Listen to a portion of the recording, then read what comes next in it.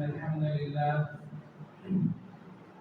نحمده ونستعينه ونستغفره ونعوذ بالله من شرور أنفسنا ومن سيئات أعمالنا. من يهده الله فلا مضل له ومن يضلل فلا هادي له. وأشهد أن لا إله إلا الله وحده لا شريك له وأشهد أن محمدا عبده ورسوله. يا أيها الذين آمنوا اتقوا الله حق تقاته ولا تموتن إلا وأنتم مسلمون. يا أيها الناس اتقوا ربكم الذي خلقكم من نفس واحدة وخلق منها زوجها وبث منهما رجالا كثيرا ونساء واتقوا الله الذي تساءلون به والأرحام إن الله كان عليكم رقيبا. يا أيها الذين آمنوا اتقوا الله وقولوا قولا سديدا يصلح لكم أعمالكم ويغفر لكم ذنوبكم ومن يطع الله ورسوله فقد فاز فوزا عظيما. أما بعد فإن خير الحديث كتاب الله وخير الهدي هدي محمد صلى الله عليه وسلم وشر الأمور محدثاتها وكل محدثة بدعة وكل بدعة ضلالة وكل ضلالة في النار.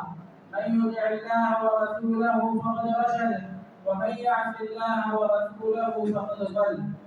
سبحانك لا علم لنا إلا ما علمتنا إنك أنت العليم الحكيم. رب اشرح لي صدري ويسر لي أمري واحلل عقدة من لساني يفقه قولي. لقد قال الله سبحانه وتعالى: أعوذ بالله من الشيطان الرجيم. يا أيها الذين آمنوا كتب عليكم الصيام كما كتب على الذين من قبلكم لعلكم تتقون. اللہ رب العالمین کا ہم سب پر بہت ہی زیادہ احسان ہے اور اللہ تعالیٰ کی ہم پر بے شمار نعمتیں ہیں. انہی نعمتوں میں ایک نعمت اللہ رب العالمین کی ہم پر یہ ہے کہ اللہ رب العالمین ان مہینوں میں، ان دنوں میں اور سالوں میں کچھ ایسے موقع اور ایسے لمحات ہمیں عطا فرماتا ہے جس کی بنا پر ہماری کمزوریوں کی اصلاح ہو جاتی ہے. جو ہم میں اعمال صالحہ میں سستی آنے لگتی ہے، اللہ تعالیٰ ہمیں ایسے موقع عطا فرما دیتا ہے جس کی بنا پر ہماری اصلاح ہو جاتی ہے. اگر آپ دیکھیں تو پورے سال میں 4 حرمت والے مہینے جس میں عمل کا اجر زیادہ ملتا ہے اور اسی طرح جو گناہوں کا وبال اور وزر ہوتا ہے وہ بھی زیادہ ہوتا ہے. پھر اسی طرح اللہ رب العالمین ہمیں کئی ایسے دن عطا کرتا ہے جیسے قربانی کے ایام میں 10 دن جو ہمیں ملتے ہیں، اس کی فضیلت بھی بہت زیادہ ہے. پھر اللہ رب العالمین ہمیں کئی ایسے روزے عطا کرتا ہے جس کی بنا پر ہماری اصلاح ہوتی ہے. ہمیں اللہ تعالیٰ نے عرفہ کا روزہ عطا فرمایا اور عاشورہ کا روزہ عطا فرمایا اور اسی طرح کئی اور روزے عطا فرمائے. ان دنوں کی وجہ سے ہماری اصلاح ہو جاتی ہے، ہماری کمزوریوں کی اصلاح ہو جاتی ہے اور ہم میں ایک شوق ہے، عمل صالح پیدا ہو جاتا ہے اور ہم اللہ تعالیٰ کی طرف مزید بڑھنے لگتے ہیں اور اللہ تعالیٰ کی طرف ہمارا شوق پیدا ہوتا ہے اور ہم مزید اعمال صالحہ کرتے ہیں. انہی میں اللہ رب العالمین کا ایک فضل اور احسان ہے. اللہ تعالیٰ ہمیں رمضان المبارک کا مہینہ بھی پورا مہینہ 30 دن عطا فرماتا ہے اور یہ اللہ رب العالمین کی بہت بڑی نعمت ہے.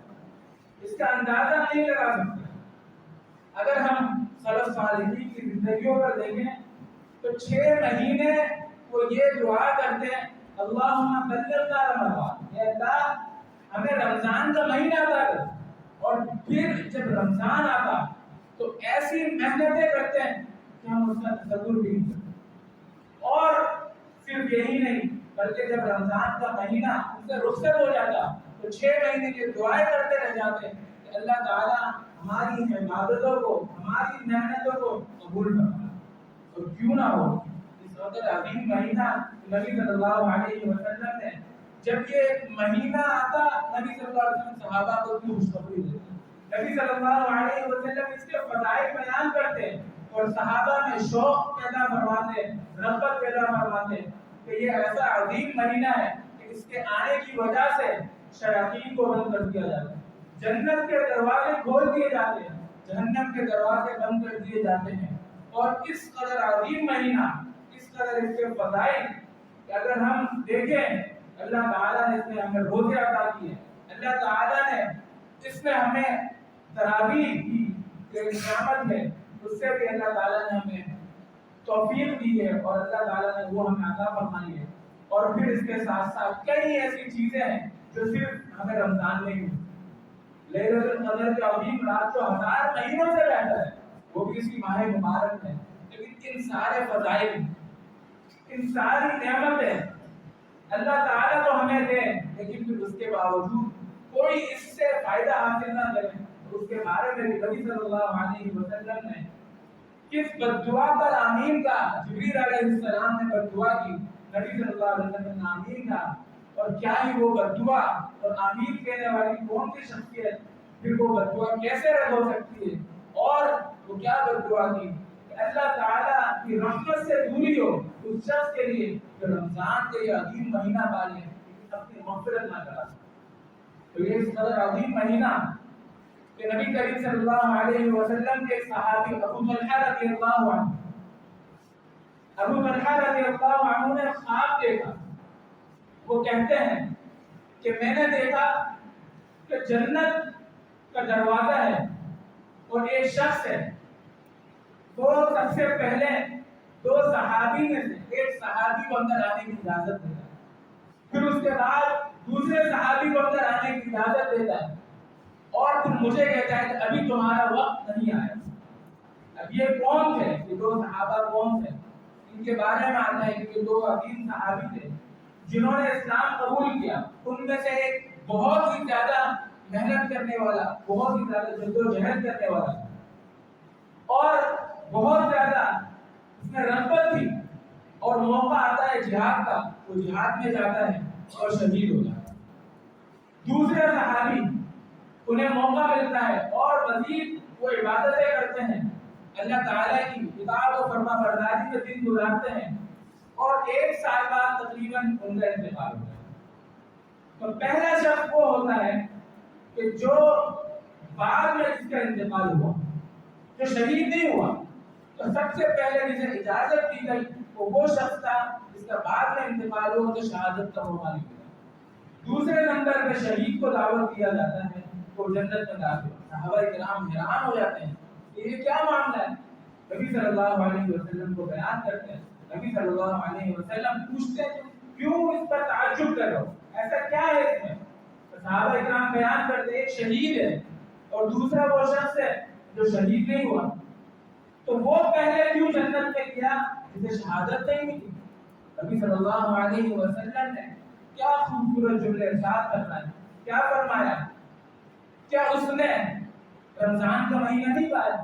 کیا اسے رمضان کا مہینہ نہیں ملا کہ اس نے روزے رکھے اور اتنی اس نے نمازیں پڑھی؟ صحابہ کرام نے کہا کیوں نہیں، اس نے تو رمضان کا مہینہ بھی پایا اور اس کے بعد کوئی نمازیں نہیں پڑھی۔ تو نبی صلی اللہ علیہ وسلم نے کیا ارشاد فرمایا کہ ان دونوں کے درمیان اتنا فرق ہے جتنا آسمان و زمین کے درمیان فرق ہے۔ اور یہ حدیث سنن ترمذی میں مسند احمد میں موجود ہے۔ اب ہم ذرا غور و فکر کریں، 2 شخص ہیں، ایک وہ شخص ہے جو شہید ہو گیا، دوسرا وہ شخص ہے جسے ایک عرصہ ملا، اور خصوصاً جو ذکر کیا گیا وہ رمضان کے مہینے کا، رمضان کے روزوں کا ذکر کیا گیا کہ رمضان کے روزے نے اسے اس سے آگے پہنچا دیا جنت میں۔ تو اس سے ہمیں معلوم ہوتا ہے کہ رمضان کا مہینہ ایک عظیم مہینہ ہے۔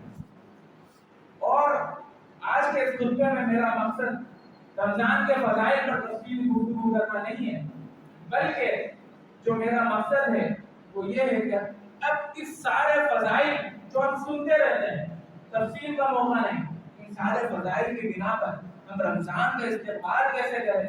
رمضان ہمارے قریب ہی ہے، چند دن باقی ہے، اور ہم بھی وہی دعا کرتے ہیں کہ سلف صالحین دعا کرتے تھے، کیونکہ ابھی بھی ہم میں سے کسی کو علم نہیں ہے کہ وہ رمضان کا مہینہ پا سکے گا یا نہیں پا سکے گا۔ تو اللہ رب العالمین سے دعا وہ ہے اللہم بلغنا رمضان، کہ اللہ ہمیں بھی رمضان المبارک کے یقین مہینہ عطا فرما۔ قرآن مجید کی آیت آپ کے سامنے تلاوت کریں، یا ایھا الذین آمنوا کتب علیکم الصیام کما کتب علی الذین من قبلکم لعلکم تتقون۔ اس آیت پر ہم غور و فکر کریں کہ امتیاز عظیم ہے۔ معاشرے پر نظر ڈالیں، بہت زیادہ معاشرہ اس تعلق سے غفلت کا اور بے راہ روی کا شکار ہے۔ اللہ تعالیٰ نے قرآن مجید میں کیا ارشاد فرمایا؟ یا ایھا الذین آمنوا، اے ایمان والو، یہ وہ لوگ جو ایمان لائے، اور یہ لفظ بہت زیادہ ہمیں جھنجھوڑتا ہے۔ صحابہ کرام کہتے ہیں کہ جب یا ایھا الذین آمنوا کی ندا آتی، ہم سنتے ہیں قرآن مجید میں یا ایھا الذین آمنوا نازل ہوا ہے، ہم اپنے کان کھڑے کر لیتے ہیں اور غور سے سنتے ہیں، اب ہمیں کوئی حکم ملنے والا ہے، اللہ رب العالمین ہمیں کوئی حکم دینے والا ہے۔ اور سب سے پہلی بات یہ ہے کہ اللہ رب العالمین نے یہاں بھی ہمیں ایک حکم ارشاد۔ دوسری بات، اللہ رب العالمین کی ذات پر، اللہ رب العالمین کی نعمتوں پر، اور اللہ رب العالمین کے حسن خطاب پر ہم غور و فکر کریں۔ اللہ تعالیٰ نے ایمان والوں کو کس قدر محبت سے، کس قدر احسن انداز سے خطاب کیا ہے، اور صرف ایمان والوں کو اللہ تعالیٰ نے خطاب کیا ہے۔ کیا فرمایا؟ یا ایھا الذین، اے وہ لوگوں جو ایمان لائے۔ پھر آگے ارشاد کرنا ہے کتب علیکم الصیام، کہ تم پر روزے فرض کر دیے گئے، کما کتب علی الذین من قبلکم لعلکم تتقون، اسی طرح جیسے تم سے پہلے لوگوں پر روزے فرض کیے گئے۔ کیوں فرض کیے گئے؟ تاکہ تم متقی بن جاؤ، تاکہ تم میں تقویٰ آ جائے، تاکہ تم میں نیکیوں کا شوق اور گناہوں سے نفرت پیدا ہو جائے۔ یہ وجہ ہے کہ اللہ رب العالمین نے ہم پر روزے فرض کیے۔ اور یہ آیت اگر اس پر تفصیل سے بات کی جائے تو بہت زیادہ وقت لگ سکتا ہے، لیکن اس آیت پر بھی ہم چند ایک پہلو پر غور و فکر کریں گے۔ سب سے پہلی بات یہی ہے کہ اللہ تعالیٰ نے یہاں سب کو خطاب نہیں کیا، تمام لوگوں کو نہیں کیا، یا ایھا الناس نہیں فرمایا، یہ لوگوں نہیں کہا، کیا فرمایا؟ یا ایھا الذین آمنوا۔ ہم سب لوگ غور و فکر کریں اور اللہ تعالیٰ کے اس عظیم حکم پر لبیک کہنے والے بن جائیں اور شوق پیدا کر لیں اپنے اندر۔ اللہ تعالیٰ جو ہمیں حکم دے رہا ہے اس کا صحیح طریقے سے ہمیں اہتمام کرنا ہے اور اس کو لگا کرنا ہے، اور ہم اپنے آپ پر غور و فکر کریں۔ اللہ تعالیٰ مجھے اور آپ کو خطاب کر رہا ہے، یا ایھا الذین آمنوا، اے ایمان والو۔ پھر اللہ تعالیٰ نے روزوں کا حکم دیا ہے، پھر اسی آیت پر، اسی الفاظ پر آپ غور و فکر کریں، یا ایھا الذین آمنوا، اے ایمان والو۔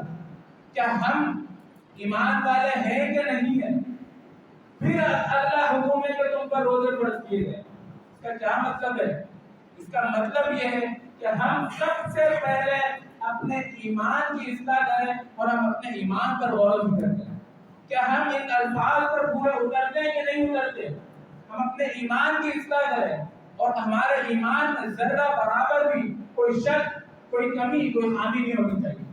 اگر ہم ایمانیات پر دیکھیں تو نبی صلی اللہ علیہ وسلم نے 6 ایمانیات ذکر کری ہے، اور ان میں سر فہرست اللہ رب العالمین پر ایمان ہے۔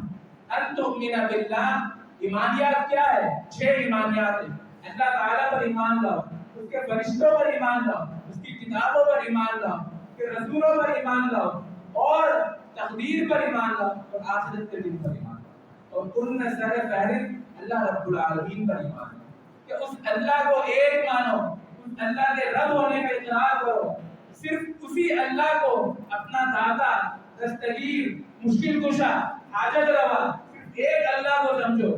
اگر اس کا تم نے ذرہ برابر بھی شرک کیا تو اگلا حکم تمہارے لیے نہیں۔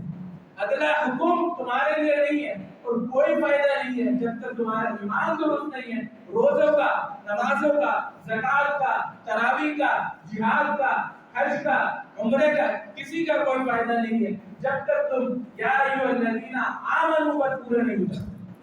تو لہذا جو ایمانیات ہے ان میں سر فہرست اللہ پر ایمان ہے. کسی قسم کا انسان کے ایمان میں شرک نہیں ہونا چاہیے، ذرہ برابر بھی شرک نہیں ہونا چاہیے. اور اللہ رب العالمین تک ایمان لانے کا کیا مطلب ہے؟ 3 چیزیں. اللہ تعالیٰ کی ربوبیت پر ایمان، تو صرف ایک اللہ رب ہے اور اللہ تعالیٰ کے علاوہ کوئی رب نہیں. وہی مشکل کشا ہے، وہی حاجت روا ہے، وہی اولاد دینے والا ہے، وہی بگڑی بنانے والا ہے. وہ ایک اللہ ہے اور اس کے علاوہ کوئی بھی نہیں. دوسری چیز توحید الوہیت، اللہ تعالیٰ اکیلا ہے اور اس کا کوئی شریک نہیں، اور عبادت ہے کہ صرف ہمیں اس ایک اللہ کی کرنی ہے، اور کسی کے سامنے سجدے نہیں کرنے، اور کسی سے دعائیں نہیں کرنی، اور کسی کو پکارنا نہیں ہے. صرف ایک اللہ کو پکارنا ہے اور تمام عبادتیں صرف ایک اللہ کی کرنی ہے. اور اگر کسی اور کے سامنے کوئی جھکا، کسی سے دعا مانگی، کسی سے امیدیں لگائے، کسی کے سامنے سجدے کرے، تو یا ایھا الذین آمنوا پر وہ پورا نہیں اترا، اس کے روزوں کا کوئی فائدہ نہیں. تو دوسری چیز توحید الوہیت، صرف ایک اللہ کی عبادت کی جائے، اس ایک اللہ کی عبادت میں کسی کو شریک نہ ٹھہرایا جائے. اور تیسری چیز توحید اسماء و صفات، اللہ کے پیارے پیارے ناموں پر ایمان لایا جائے.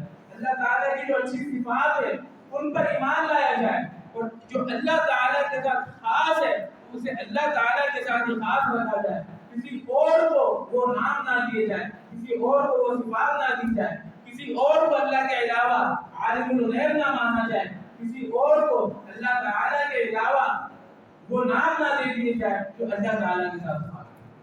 اور جن کے اندر یہ شرک موجود ہوگا کوئی فائدہ نہیں ہے ان کے روزوں کا.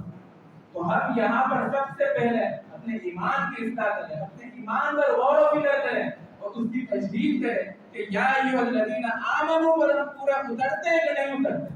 اگر اترتے ہیں تو پھر آگے یہ آپ کے لیے حکم ہے، پھر حکم ہے. اگر نہیں اترتے تو سب سے پہلے اپنے ایمان کی اصلاح ضروری ہے. اور یہی نہیں، آپ اپنے معاشرے پر غور و فکر کریں، ان کی اصلاح کریں تاکہ ان کے روزے بھی قبول ہو. کہیں ایسا نہ ہو کہ ہمارا ایک اکثر معاشرہ یا ایھا الذین آمنوا پر تو پورا نہ اترے، روزے رکھے اور ہر عبادت کرے لیکن کوئی فائدہ نہ ہو. لہذا جہاں ہمیں اپنی اصلاح کی ضرورت ہے، اپنے معاشرے کی اصلاح کی ضرورت ہے تاکہ ان کی بھی اصلاح ہو، ان کا ایمان بھی صحیح ہو اور ان کی عبادتیں بھی قبول ہو. تو بنیادی طور پر سب سے پہلی چیز میں آپ کو اور اپنے آپ کو یہی نصیحت کروں گا کہ ہم اپنے ایمان کی اصلاح کریں. پھر اللہ تعالیٰ نے ہمیں آگے حکم دیا ہے روزوں کا. تو لہذا سب سے پہلی چیز رمضان کے استقبال کے لیے ایمان کی اصلاح ہونی چاہیے. اس کے بعد ساتھ دوسری چیز، جب رمضان کا مہینہ ہمارے قریب آ رہا ہے اور ہم اللہ سے دعا گو بھی ہیں تو اللہ تعالیٰ کا شکر ادا کرنا چاہیے. ہم اللہ تعالیٰ کا شکر ادا کریں. اللہ تعالیٰ نے ہمیں قریب کر دیا. اللہ تعالیٰ کا فرماتا ہے یعنی شکر تم عزیز، اگر تم شکر ادا کرو گے تو تمہیں مزید ادا کرو. تو ہم اللہ تعالیٰ کا شکر ادا کریں. تو اس عظیم مہینے کو اللہ تعالیٰ نے ہمیں قریب کر دیا. اللہ تعالیٰ ہمیں یہ مہینہ بھی عطا. اسی استقبال رمضان کے تعلق سے تیسری نصیحت یہ ہے کہ ہم اللہ رب العالمین سے دعائیں کریں. کیا دعا کریں؟ سب سے پہلی دعا اللہم بلغنا، اے اللہ ہمیں رمضان کا مہینہ عطا فرما. دوسری دعا اللہ رب العالمین ہمیں اس رمضان کے مہینے میں اعمال صالحہ کی توفیق عطا فرما. کیونکہ اکثر لوگ جنہیں رمضان کا مہینہ ملتا ہے ہمارے سامنے ہم دیکھتے ہیں، لیکن جو رمضان کے مہینے کا جو حشر کرتے ہیں میں اور آپ اچھی طرح انہیں دیکھتے ہیں اور سمجھتے ہیں. رمضان کے مہینے میں بڑے افسوس کے ساتھ کہوں گا میں، ہم خود دیکھتے ہیں بہت ہی افسوس کے ساتھ ایک اسلامی ملک میں ہم دیکھتے ہیں کہ کئی لوگ ان روزوں کا اہتمام نہیں کرتے اور ایسی تعداد بڑھتی جا رہی ہے جو روزوں کا اہتمام نہیں کرتے اور دن دہاڑے کھانا پینا ان کا لگا رہتا ہے. تو کس قدر افسوس کی بات ہے کہ رمضان کا مہینہ انہیں مل گیا، اللہ تعالیٰ نے صرف 30 روزے ہم پر فرض کیے. پورے سال میں روزے نہیں آتے. عاشورہ کا روزہ آتا ہے, عرفہ کا روزہ آتا ہے, کوئی بھی روزے فرض نہیں ہے سوائے ان 30 روزوں. اللہ تعالیٰ نے ہمیں یہ زندگی دی, اللہ تعالیٰ نے ہمیں یہ موقع دیا, اور پھر صرف 30 روزے فرض کیے, وہ بھی اگر ہم نہ رکھ سکے تو ہمارا کیا فائدہ ہے پیدا ہونے کا. اللہ تعالیٰ نے ہمیں عبادت کے لیے پیدا کیا ہے, اور ہم اللہ کی عبادت نہ کریں تو ہم فائدہ ہی نہیں ہے کچھ ہماری پیدائش کا. تو لہذا روزوں کے تعلق سے ہم اپنی بھی اصلاح کریں, اور اپنے دوستوں کی, اپنے بھائیوں کی اور معاشرے کی اصلاح کریں. اگر ہم دیکھتے ہیں کسی میں روزے کے تعلق سے اس میں کوئی کمزوری ہے, ہم اصلاح کریں. قرآن مجید میں اللہ تعالیٰ نے اس کا حکم دیا. نبی صلی اللہ علیہ وسلم نے 5 چیزوں کو اسلام کے ارکان قرار دیا. ان میں سر فہرست کیا ہے؟ شہادت و لا الہ الا اللہ و ان محمد رسول اللہ. اللہ تعالیٰ کی الوہیت کا اقرار, لا الہ الا اللہ کا اقرار, اور نبی صلی اللہ علیہ وسلم کی رسالت کا اقرار. دوسرے نمبر پہ نماز. اور یہ نقطہ بھی ہمیں جھنجھوڑتا ہے کہ کئی لوگ ہیں, چلے ہمیں رمضان کا مہینہ بھی مل گیا, روزے بھی رکھ لی, ہوتا کیا ہے کئی لوگوں کی تعداد ایسی ہے کہ روزے تو رکھتے ہیں لیکن نمازیں نہیں پڑھتے. پورا رمضان بغیر نمازوں کے گزار دیتے ہیں اپنے کاموں میں مصروف ہونے کی بنا پر. یا کئی لوگ ایسے ہوتے ہیں, بہت سارے ہمارے نوجوان خصوصاً, جو سحری کر کے سوتے ہیں اور افطاری میں اٹھتے ہیں, 2 رکعت پڑھتے ہیں, اور پھر پڑھی نہ پڑھی فوری افطار کرتے ہیں. تو کیا فائدہ ہے ان روزوں کا؟ نماز کو نبی صلی اللہ علیہ وسلم نے اسلام کا رکن قرار دیا. رکن کیا ہوتا ہے؟ ایک پلر, ایک ستون. اگر وہ نہ ہو تو کوئی عمارت کھڑی نہیں رہ سکتی, اور اسلام کی عمارت ان ستون کے بغیر کھڑی نہیں رہ سکتی. تو سب سے پہلے شہادتین کا اقرار, تو دوسرے نمبر پہ نبی صلی اللہ علیہ وسلم نے نماز کا ہمیں حکم دیا. پھر اس کے بعد رمضان کے روزے. رمضان کے روزوں کا نبی صلی اللہ علیہ وسلم نے ذکر کیا, اور ان روزوں کو بھی اسلام کی ایک بنیاد اور ستون قرار دیا. تو ہمیں یہاں پر اچھی طریقے سے ان ساری چیزوں کو ذہن نشین کر لینا چاہیے کہ ہماری توحید, ہمارا ایمان خالص ہونا چاہیے, اس میں ذرہ برابر بھی شرک نہیں ہونا چاہیے. نمازوں کی پابندی ہمیں کرنی ہے, دعاؤں کا اہتمام کرنا ہے, روزوں کا اہتمام کرنا ہے, اور اپنے بھائیوں کی, اپنے معاشرے کی اس تعلق سے اصلاح کرنی ہے. کتنے روزے؟ 30 ہی تو روزے ہیں. اللہ تعالیٰ کے انعام ہے, اللہ کا فضل ہے, اللہ کا احسان ہے کہ ہمارے لیے جنت میں داخلے کا سبب ہے, اور ہم انہیں بوجھ سمجھ بیٹھے. والعیاذ باللہ. تو بات ہم یہ کر رہے تھے کہ ہمیں چاہیے کہ ہم اللہ تعالیٰ سے دعا کریں. پہلی دعا, اللہ تعالیٰ ہمیں رمضان کا مہینہ عطا فرمائے. دوسری دعا, اللہ تعالیٰ ہمیں اعمال صالحہ کی توفیق دے. تو ان سارے اعمال کے ہم اللہ تعالیٰ سے توفیق طلب کریں, کیونکہ رمضان کا مہینہ بہت سو کو نصیب ہوتا ہے, لیکن اعمال صالحہ بہت کم لوگ کر پاتے ہیں. کئی لوگوں کی راتیں ہم دیکھیں کن چیزوں میں گزرتی ہیں. جو لوگ رمضان کے علاوہ دوستوں سے ایک دن ملا کرتے ہیں, رمضان میں روزانہ ملنا شروع ہوتا ہے. لیکن رمضان کا تو وہ مہینہ تھا کہ ہم اپنی بیٹھکوں کو مزید کم کر دیتے, ہم اپنی ان گفتگو کو, فضول گفتگو کو اور مزید کم کر دیتے ہیں. اب تو ہمیں چاہیے تھا ہم اپنی اصلاح کرتے ہیں, ہم مسجدوں میں آتے ہیں اور اپنا تعلق اللہ سے مضبوط کرتے ہیں. لیکن ہم کیا کرتے ہیں, جو چیز ہم رمضان کے علاوہ ایک دفعہ کرتے ہیں, رمضان میں ہم روزانہ کرتے ہیں.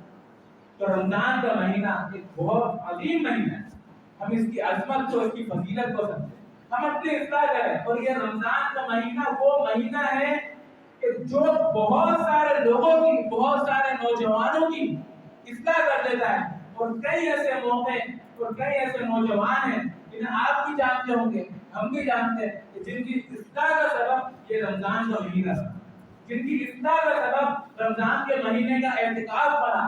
رمضان کے مہینے سے پہلے انہیں نمازوں کا ہوش نہیں تھا, اور رمضان کے مہینے کے بعد وہ ایسے ہو گئے, نماز تو کیا بلکہ ایک پوری اچھے انداز سے علم کی راہ پر نکل گئے اور عالم بننے لگے. اور رمضان کے مہینے ان کی ایسی اصلاح کر دی کہ اللہ تعالیٰ نے انہیں کیا سے رمضان کا مہینہ ہماری اصلاح کا مہینہ ہے، اور ہر شخص کے لیے اصلاح ہے۔ جو نمازیں نہیں پڑھتا اس کی اصلاح کے لیے بھی ہے تو نمازیں شروع کر دے۔ جو نمازیں پڑھتا ہے لیکن غفلت کا شکار ہے، تاخیر کا شکار ہے، جماعتوں سے زیادہ نماز نہیں پڑھتا، اس کی بھی اصلاح کا سبب ہے کہ وہ اصلاح کرے، اپنی با جماعت نماز ادا کرے، وقت پر ادا کرے، آگے آ کر ادا کرے، تکبیر اولیٰ سے ادا کرے، اور اسی طرح جو رمضان کے مہینے کے علاوہ گناہوں میں اپنی زندگیاں گزارتا ہے، اس کی بھی اصلاح کا سبب ہے کہ رمضان کا مہینہ اسے اللہ تعالیٰ نے دیا ہے مغفرت کا مہینہ ہے، جہنم سے آزادی کا مہینہ ہے۔ اللہ سے دعائیں کرے، ایک ایک گناہ یاد کرے اور اللہ تعالیٰ سے مغفرت کرے، کیونکہ اگر وہ رمضان کا مہینہ پاتا ہے لیکن اپنی مغفرت نہیں کرا سکتا تو نبی صلی اللہ علیہ وسلم نے کیا کہا کہ اس کے لیے اللہ کی رحمت سے دوری ہے جو رمضان کا مہینہ پائے مگر اپنی مغفرت نہ کرے۔